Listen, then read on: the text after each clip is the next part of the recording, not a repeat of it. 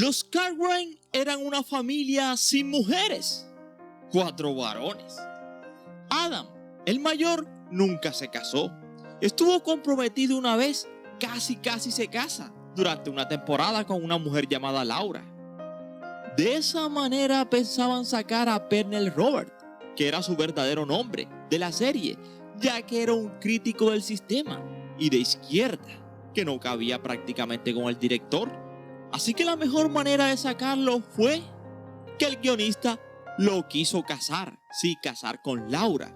Y entonces él y Laura se irían a su propia casa. Pero repentinamente Pernell decidió quedarse en la serie y seguir otra temporada más. Y fue allí donde decidieron crear un triángulo amoroso. Con Will se inventaron un personaje que era un primo de los Cartwright, que competía con Adam por la mano de Laura. Al final del episodio, Adam les dio a Will y Laura su bendición para que se casasen. Así que en lugar de casar a Adam, la temporada siguiente lo obligaron a irse a Boston y luego a viajar por toda Europa. Era el único de los Cartwright que había ido a la universidad y viajado por Europa de joven. Por eso siempre fue el sabio y siempre el sofisticado. Y de vez en cuando algunos de los Cartwright mencionaban una carta de Adam desde París o donde fuera. Y es que no había mucho espacio para las historias de amor en Bonanza. Empezando por el padre, Ben Cartwright, un hombre rico con una fortuna personal, pero evidentemente con mala suerte en el amor. Era viudo, por triplicado, todas habían perecido, pero de cada difunta esposa le había quedado su retoño. Por eso era que sus hijos tenían 3 personalidades tan distintas. Eso le brindaba variedad a la historia narrada. Aunque lucía canoso como un hombre mayor, cuando se empezó la serie tenía apenas 44 años. Pero el pelo blanco de Ben no era la única anécdota en los Cartwright. Adam, el mayor de los hermanos, o Pernell Robert como lo quieran llamar, era calvo y utilizaba peluca. Y eso lo hacía sentir incómodo a un hombre de pensamiento liberal que fuese obligado a ser un prototipo de un personaje de televisión. Pero la televisión le dio una segunda oportunidad, porque luego que se salió de Bonanza, tendrían que pasar 15 años hasta que consiguiera un nuevo papel importante. Y lo hizo en la serie médica Trapper, Young MD, en spin-off de MASH. Allí ya había asumido su calvicie y no utilizaba aplique capilar de los tiempos de Bonanza. Era un hombre libre por fin. Y es que él no era el único que utilizaba peluquín. Lorne Greene, el viejo Ben, también lo usaba. Y hasta Josh también lo utilizaba. El único que no lo utilizaba era Michael Landon, el pequeño Joe, porque tenía buen cabello. Y lo tuvo hasta en la vejez. Otro dato. El mayor cambio del reparto en la historia de Bonanza se produjo cuando Dan Blocker perecía a causa de una embolia pulmonar tras una intervención quirúrgica de vesícula biliar. Y era que era un hombre grande, 1,90 m de estatura y unos 130 kilos aproximadamente. Así que su partida dejaría a los productores en una situación difícil. Él era el más popular de la serie en ese punto del tiempo, dado que Josh o Dan Blocker, el público se sentía tan identificado con él que era prácticamente imposible encontrar un nuevo actor. Así que cuando Bonanza se acabó, el mundo entero se preguntó ¿por qué? La serie terminó tras 14 temporadas. Y es que resulta que Bonanza tuvo un comienzo de temporada prometedor, situándose entre los 15 primeros durante el mes de septiembre. Desafortunadamente, los índices de audiencia del programa comenzaron a desplomarse rápidamente, hasta que decidió la NBC cancelar Bonanza tras esas 14 temporadas. Aunque en aquel momento se barajaron muchas teorías sobre la abrupta caída de audiencia de Bonanza que provocó su cancelación. Desde entonces, la teoría dominante para la cancelación del programa ha sido sencillamente la partida de Dan Blocker. Bonanza no solo logró sobrevivir, sino que prosperar tras la salida de Pernell Roberts. Pero no sería lo mismo tras la pérdida de Dan Blocker. Su última emisión sería el 16 de enero de 1973. Así que 431 episodios que abarcan desde 1959 hasta 1973, los Cartwright de La Ponderosa aún tienen mucho que contar. Sí, que si quieres saber un poco más, te invito a que te sientes, a que te relajes y que disfrutes del siguiente video. Somos 007 Ernie Videos, tu mejor opción, y gracias por preferirnos. Y recuerda que cada día somos más y que tú eres nuestra estrella. Mis estrellas, esas que tanto quiero, sueño y sé que ellas me quieren a mí. Mis estrellas.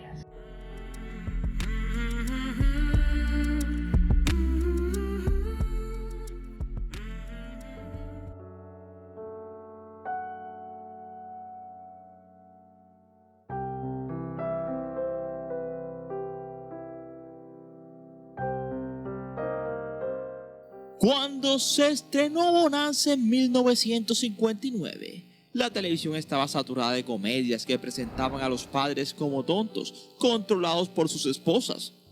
Así que el productor, creador y guionista, David Durden, insistió en que el programa durara 1 hora en lugar de media para asegurarse de tener tiempo de presentar a Ben Cartwright como una figura paterna digna de respeto. Funcionó y Lorne Greene recibió miles de cartas de fanáticos adolescentes que deseaban que él fuera su padre. Para ese tiempo, Lorne no era tan viejo, tenía 44 años y tuvo que utilizar peluquín blanco para verse mayor. Y cuando terminó la serie, tenía más de 50 años.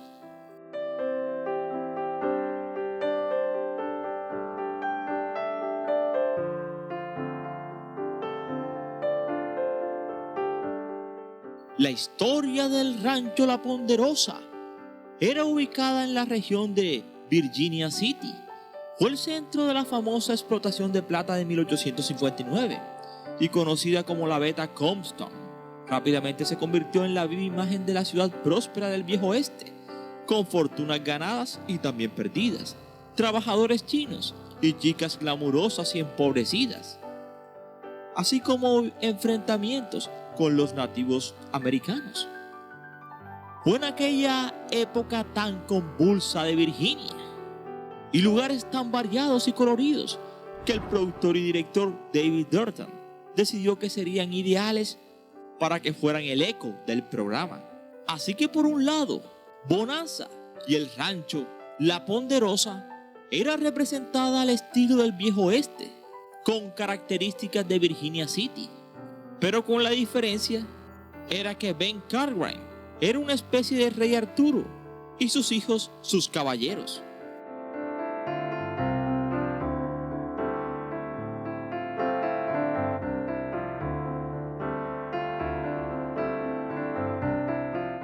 Si te das cuenta, prácticamente los personajes de Bonanza eran unidimensionales y con los mismos tics y los mismos atuendos día a día. Así que usaban la misma ropa en casi todos los episodios. Esto se hizo para facilitar el trabajo con material de archivo cuando fuera necesario, no porque la serie fuera barata. Con un costo entre $100,000 y $150,000 por episodio, fue una de las series más caras de la televisión durante su emisión. Así que se convirtió en una de las series más costosas de aquel momento.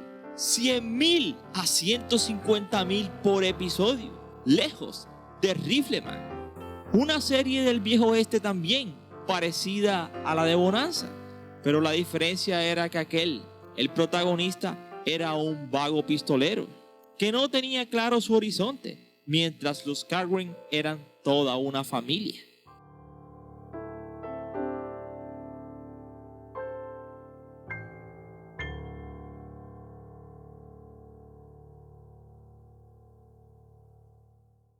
El padre de Lorne Greene, Daniel Greene, se ganaba la vida fabricando zapatos y botas ortopédicas. Le puso a su hijo el nombre de su primer cliente, un hombre llamado Lorne Mackenzie. Cuando Lorne Greene pronunció el discurso de graduación en 1971 en su alma mater, la Universidad de Queens en Ontario, ofreció a los graduados consejos acorde con su ascendencia. Greene dijo: consíganse una cama muy cómoda o un buen par de zapatos porque van a usar uno u otro por el resto de su vida. Y es que Lorne Greene era canadiense y empezó antes de ser actor como locutor de radio. Fue el locutor principal de la Canadian Broadcasting Corporation y durante la batalla de Inglaterra se le conocía como la voz de la fatalidad, porque siempre le tocaba anunciar los ataques y daños que le causaba el enemigo en la batalla de Inglaterra.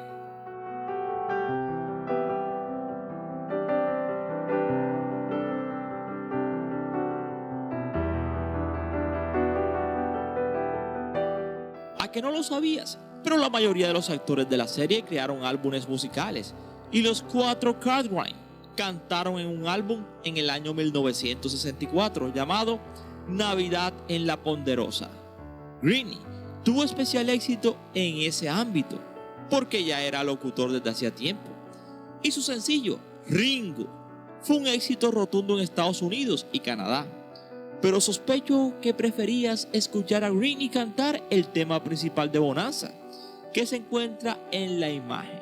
Sí, así como lo oyen, cantó un tema, el tema principal de Bonanza.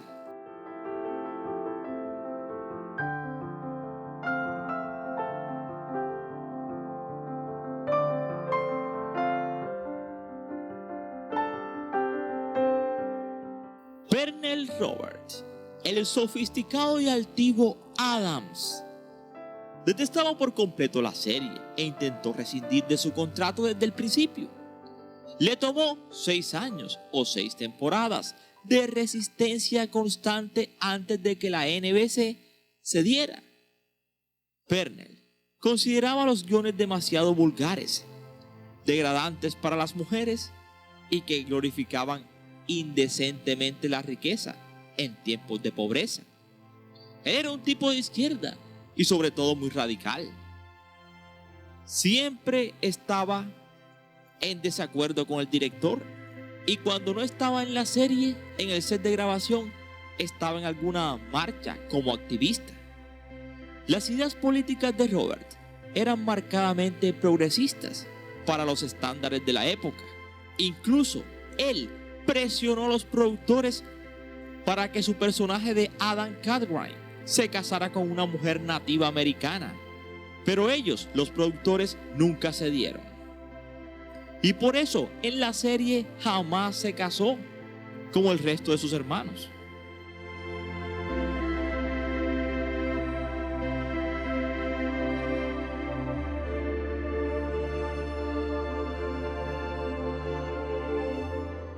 Otro dato curioso: Dan Blocker, Josh Cartwright, pesó 6.3 kilos al nacer, convirtiéndose en el bebé más grande jamás nacido en el condado de Bowie, en Texas. Para cuando cursaba primer grado, Blocker pesaba 47 kilos. Durante sus estudios universitarios, lo reclutaron para un papel en una producción de teatro que requería un tipo con una fuerza física tremenda. Y Dan Blocker aceptó para impresionar a una chica del departamento de teatro. Desde entonces se enamoró del teatro y finalmente obtuvo una maestría en teatro. Hasta hay un museo dedicado a Dan Blocker en un pequeño pueblo natal, en Downell, Texas. Un viejo y polvoriento museo que está lleno de recuerdos del hijo predilecto de O'Donnell, incluyendo la ropa de talla adulta que Blocker usaba a la edad de 11 años. El personaje de Josh Cartwright se llamaba en realidad Eric House Cartwright, pero el apodo era House, proveniente de su segundo nombre, House.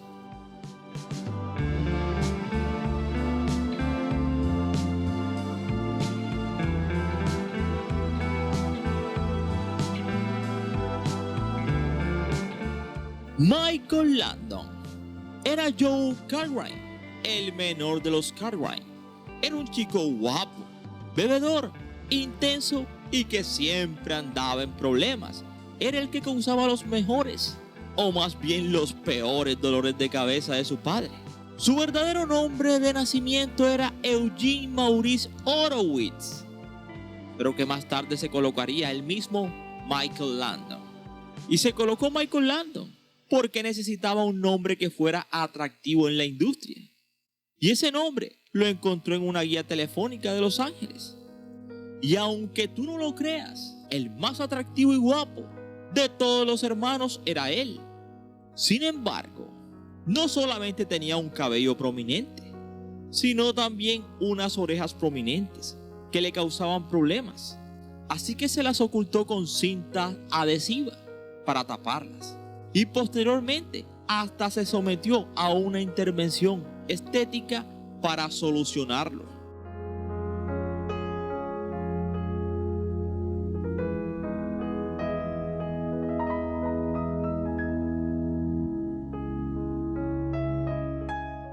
Victor Seung-yoon, quien interpretó al cocinero chino Hop-sin, aunque nunca cocinó para el set, en la vida real era chef de estilo cantonés consumado y estuvo en más de 100 capítulos.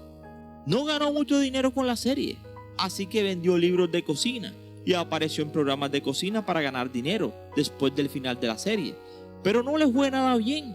Perecería en su casa en North Hollywood en 1980 a la edad de 65 años. En ese momento dirigió un pequeño negocio de cerámica china por correo y estaba creando artículos de barro y curando los artículos en un horno. Y al parecer, una fuga de gas natural la absorbió y pereció. Sus restos fueron encontrados 10 días después de haber perecido, así que las exequias y el elogio póstumo estuvo a cargo del también actor de Bonanza, Pernell Robert, quien también pagó los gastos del funeral. Así que la beca conmemorativa Victor Seung-yoon es otorgada cada año por la Asociación de Antiguos Alumnos Chinos de la Universidad de California en Berkeley, donde Seung-yoon se especializó en cría de animales. Tenía 65 años a la hora de perecer.